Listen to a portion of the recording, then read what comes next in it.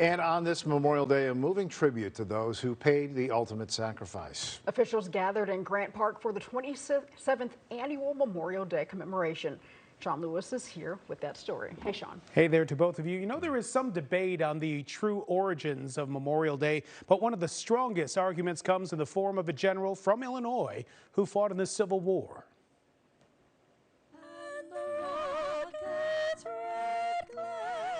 It's at Grant Park, named for the general of the Union Army. We find a solemn ceremony honoring those who have died in battle, fighting for the United States. We have a duty on this day to remember. Today, a few dozen came to the ceremony held at the base of the statue of another Civil War general, John Logan, an Illinois politician widely credited with declaring what today is known as Memorial Day. Fought with Grant at Vicksburg, stayed in the Western Theater. He is considered, and I certainly believe, the very best of the political generals of the Civil War.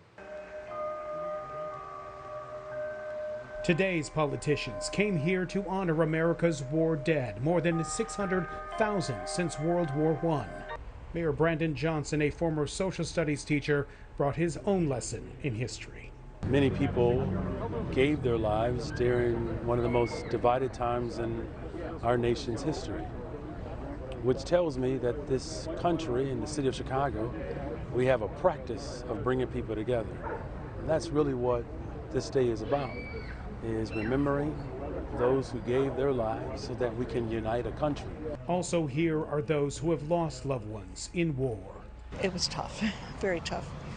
Including Peggy Sullivan. Her stepson, Marine Lance Corporal Vincent Sullivan, was just 23 when he was killed fighting in Iraq 19 years ago. He was killed in Fallujah by a roadside bomb on his second tour. He joined with 9/11, and that was what he wanted to do. I didn't know a bigger patriot because of it.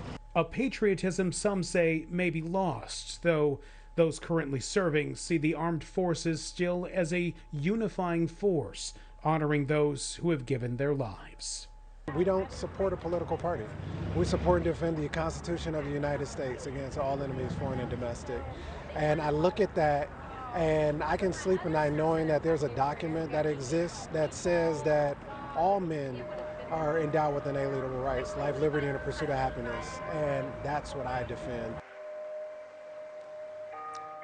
Though honoring those who have lost their lives in war began in the 1860s and was for many years known as Decoration Day by placing flowers on the graves of lost service members, it wasn't until the 1960s that it became an official federal holiday named Memorial Day.